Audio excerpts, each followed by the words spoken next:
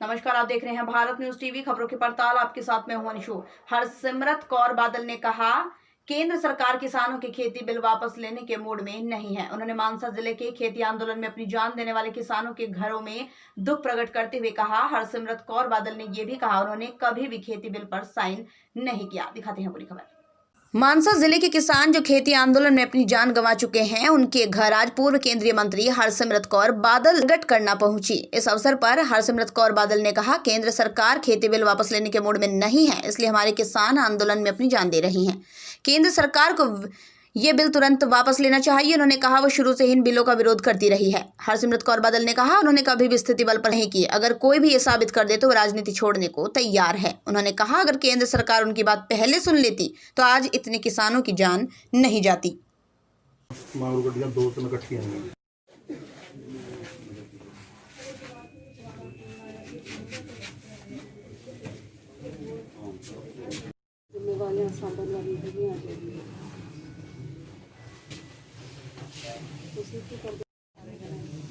सहारा बन गए हम ज़्यादा ध्यान रखना होगा बहुत छोटे ना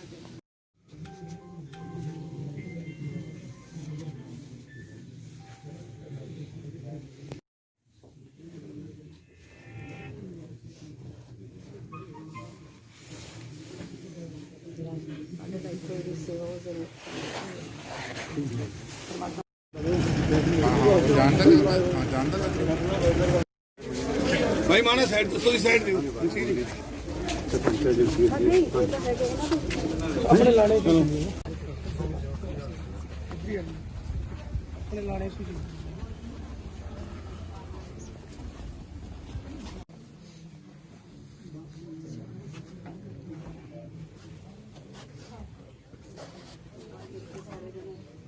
सहारा बन गए हम ज़्यादा ध्यान रखना होगा बहुत ही छोटे ना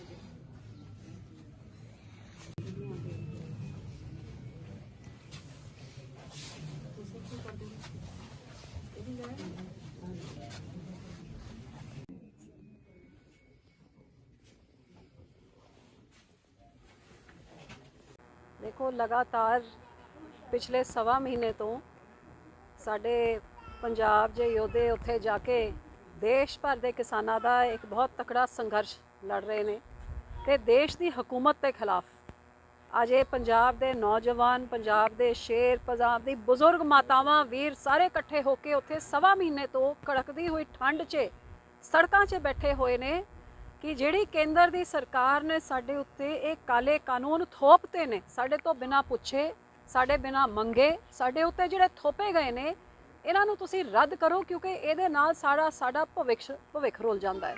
लेकिन किन्ने अफसोस की गल है कि जिस सरकार नूं बहुत चाह दे नाल देश दे लोकां ने चुनिया सी, वो सरकार हुण अपने लोकां तो ही इन्नी टुट गई है कि सवा महीने च एक भी उन्हां दा मंत्री वो सारे बॉर्डर च बैठे हुए किसी किसान के कोल नहीं गया। प्रधानमंत्री जिहड़े इत्थे उत्थे किसानां नाल गल करी जांदे, कदे गुजरात जाके कदे उत्तराखंड जाके पता नहीं कित्थे कित्थे, लेकिन जिहड़े बुरे मुँहे बैठे हुए ने उन्हां दे कोल जाण दी एक मिनट वास्ते खिचल तक नहीं, पता नहीं की डर हैगा उन्हां तों, अपने ही लोगों तो अपने किसानों तो की डर हैगा। ते लगातार बार बार ये सरकार 6 महीने तो बस आही कही जा रही है, पहले इन्हां नूं भी विचोलियों का अंदोलन, फिर जी कांग्रेसियों का अंदोलन, फिर जब कुछ नहीं चला फिर इन्हां नूं नक्सल, इन्हां नूं आतंकवादी, इन्हां नूं खालिसा, इन्हां नूं भंडन लग गए। बेचारे छोटे छोटे निक्के निक्के किसान जिहड़ी अपनी जान नूं दाह ते ला के उत्थे बैठे हुए ने, इन्हां नूं भंडन च लग गए।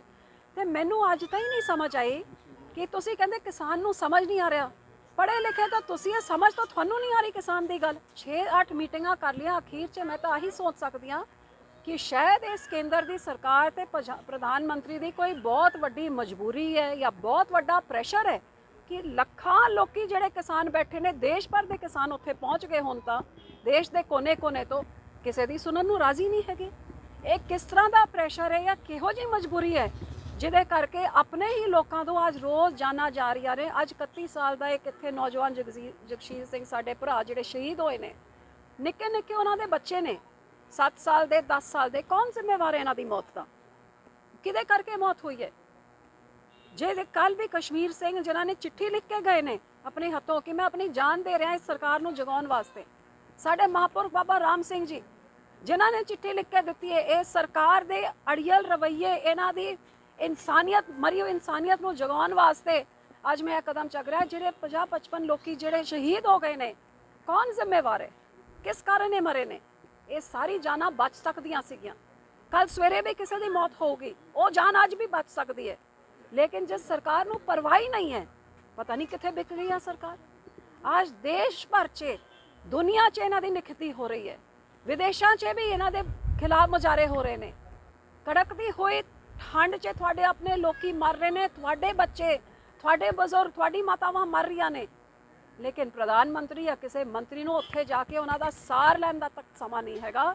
ਇਸ ਤੋਂ ਵੱਡੀ ਅਫਸੋਸ ਦੀ ਕੀ ਗੱਲ ਹੋ ਸਕਦੀ ਹੈ? ਭਾਜੀ ਕੱਲ ਨੂੰ 7ਵੀਂ ਮੀਟਿੰਗ ਹੈ, ਕੀ ਲੱਗਦਾ ਤੁਹਾਨੂੰ ਕਿ ਉਹੀ ਜਿਹੜੇ 6 ਪਹਿਲਾਂ ਹੋਏ ਉਹੀ ਕੁਝ ਹੋਣਾ? ਮੈਂ ਬਾਰ-ਬਾਰ, ਮੈਂ ਪਹਿਲੇ ਵੀ ਕਿਹਾ ਹੈਗਾ ਆਗੂਆਂ ਨੂੰ, ਕਿਉਂਕਿ ਸਾਨੂੰ ਤਾਂ ਕਿਹਾ ਗਿਆ ਤੁਸੀਂ ਪਿੱਛੇ ਰਹੋ, ਇਹਨੂੰ ਸਿਆਸੀ ਰੰਗਤ ਨਹੀਂ ਦੇਣੀ ਹੈ।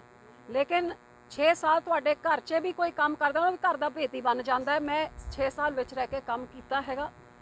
ਜਿਸ ਤਰ੍ਹਾਂ 2.5 ਮਹੀਨੇ ਇਹਨਾਂ ਨੇ ਮੈਨੂੰ ਝੂਠ ਮਾਰ ਕੇ ਕਹਿੰਦੇ ਰਹੇ ਹਾਂ ਜੀ ਸੁਣਵਾਈ ਕਰਾਂਗੇ, ਸਭ ਕੁਝ ਕਰਕੇ ਉਹਦੇ ਬਾਅਦ ਕਹਾ, ਮੈਂ ਤਾਂ ਆਪ ਇਹ ਸਾਰਾ ਹੰਡਾਇਆ ਹੋਇਆ ਹੈਗਾ, ਤਾਂ ਕਰਕੇ ਛੱਡੀ।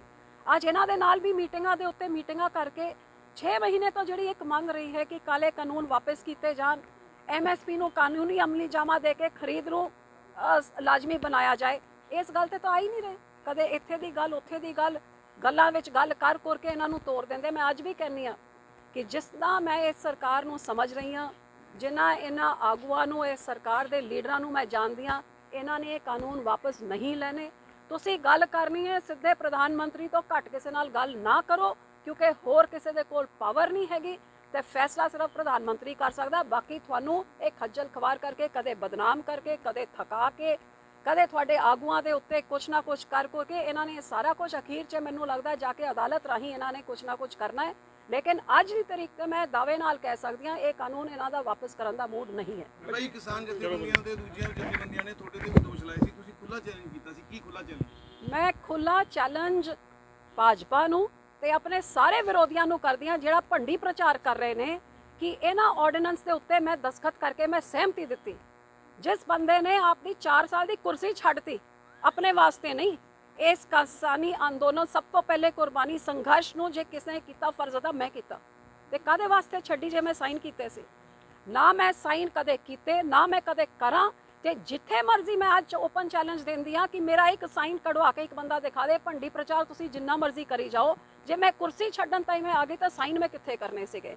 ਅੱਜ ਮੈਂ ਚੈਲੰਜ ਕਰਦੀ ਹਾਂ, ਜਿਹੜੇ ਆਰਡੀਨੈਂਸ ਦਾ ਤੁਸੀਂ ਕਹਿੰਦੇ ਹੋ ਕਿ ਮੈਂ ਹਿੱਸਾ ਸੀ, ਉਸ ਮੀਟਿੰਗ 'ਚ ਜਿੱਥੇ ਕਿਸੇ ਨੂੰ ਬੋਲਣ ਦੀ ਜੁਰਤ ਨਹੀਂ ਹੁੰਦੀ, ਤੁਸੀਂ ਦੇਖ ਲੈ 6 ਮਹੀਨੇ ਅੰਦੋਲਨ ਚੱਲਿਆ ਹੈ, ਸਾਰਾ ਦੇਸ਼ ਸੜਕਾਂ 'ਚ ਬੈਠੇ, ਕਿਸੇ ਦੀ ਸੁਣਵਾਈ ਨਹੀਂ ਹੋ ਰਹੀ। ਤੇ ਕੈਬਨਿਟ 'ਚ ਕੀ ਹੁੰਦਾ? ਮੈਂ ਤਾਂ ਕੱਲੀ ਇਕਲੌਤੀ ਮੰਤਰੀ ਸੀਗੀ, 1.25 ਲੱਖ ਨਾਲ ਇੱਕ ਗੁਰੂ ਸਾਹਿਬ ਦਾ ਮੇਰੇ ਕੋਲ ਉਹਨਾਂ ਦਾ ਵੋਟ ਆਸਰਾ ਸੀ, ਦੱਬ ਕੇ ਇਹਦੇ ਖਿਲਾਫ ਮੈਂ ਬੋਲੀ ਤੇ ਲੇਕਿਨ ਜਦ ਮੇਰੀ ਸੁਣਵਾਈ ਨਹੀਂ ਹੋਈ ਮੈਂ ਛੱਡੇ। ਅੱਜ ਵੀ ਮੈਂ ਕਹਿੰਦੀ ਹਾਂ, ਮੈਂ ਚੈਲੰਜ ਕਰਦੀ ਹਾਂ ਜਿਹੜੇ ਮੇਰੇ ਵਿਰੋਧੀ ਕਹਿੰਦੇ ਮੈਂ ਸਾਈਨ ਕੀਤੇ, ਹਾਂ ਮੈਂ ਉਹਦਾ ਹਿੱਸਾ ਸੀਗੀ, ਉਹਦਾ ਵਿਰੋਧ ਕੀਤਾ ਡਟ ਕੇ, ਸਾਈਨ ਦਿਖਾ ਦੇਣ ਤਾਂ ਮੈਂ ਸਭ ਕੁਝ ਛੱਡਣ ਨੂੰ ਤਿਆਰ ਹਾਂ।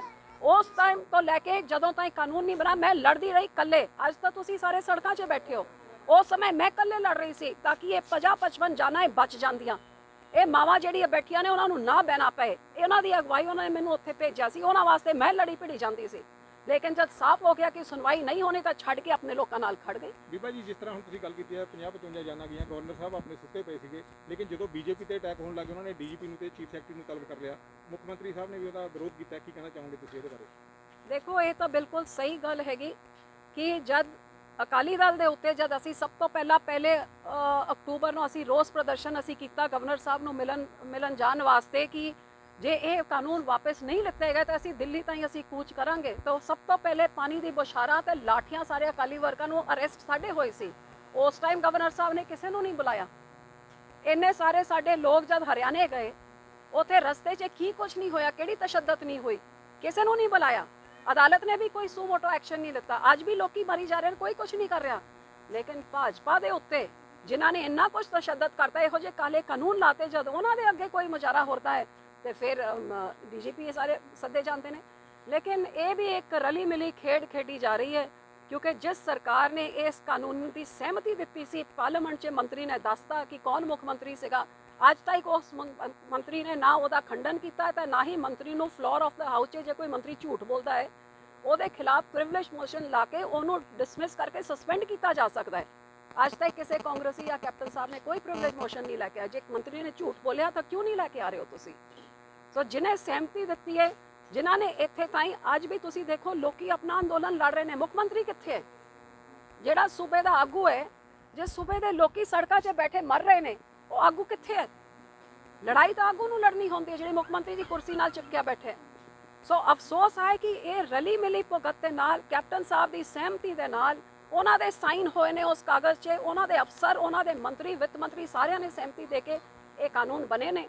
ਤੇ ਉਹਦੇ ਬਾਅਦ ਲੋਕਾਂ ਨੂੰ ਹੁਣ ਗੁੰਮਰਾਹ ਕਰਨ ਵਾਸਤੇ ਕਦੇ ਕੋਈ ਡਰਾਮਾ ਰਚਦੇ ਨੇ, ਕਦੇ ਕੋਈ ਡਰਾਮਾ ਰਚਦੇ ਨੇ। ਮੈਂ ਕੈਪਟਨ ਸਾਹਿਬ ਨੂੰ ਚੈਲੰਜ ਕਰਦੀ ਹਾਂ, ਮੇਰੇ ਸਿਗਨੇਚਰ ਤੁਸੀਂ ਦਿਖਾ ਦਿਓ ਕਿਹੜੇ ਆਰਡੀਨੈਂਸ ਮੈਂ ਦਿੱਤੇ ਨੇ, ਤੇ ਜੇ ਮੰਤਰੀ ਨੇ ਫਲੋਰ ਆਫ ਦਾ ਹਾਊਸ 'ਚ ਝੂਠ ਬੋਲਿਆ, ਮੈਂ ਤੁਹਾਨੂੰ ਚੈਲੰਜ ਕਰਦੀ ਹਾਂ ਉਹਦੇ ਖਿਲਾਫ ਪ੍ਰਿਵਿਲੇਜ ਮੋਸ਼ਨ ਲੈ ਕੇ ਆਓ ਜੇ ਉਹਨੇ ਝੂਠ ਬੋਲਿਆ, ਕਿਉਂਕਿ ਤੁਹਾਨੂੰ ਵੀ ਪਤਾ ਹੈ ਉਹ ਸੱਚ ਬੋਲ ਰਿਹਾ ਹੈ। ਸਹਿਮਤੀ ਤੁਸੀਂ ਦਿੱਤੀ ਹੈ। ਇਹ 50-55 ਜਾਨਾਂ ਦੀ ਤੁਸੀਂ ਬਰਾਬਰ ਦੇ ਜ਼ਿੰਮੇਵਾਰ ਹੋ ਜਿੰਨਾ ਪ੍ਰਧਾਨ ਮੰਤਰੀ ਤੇ ਉਹਨਾਂ ਦੀ ਸਰਕਾਰ ਹੈ। ਚਲੋ ਭਾਈ।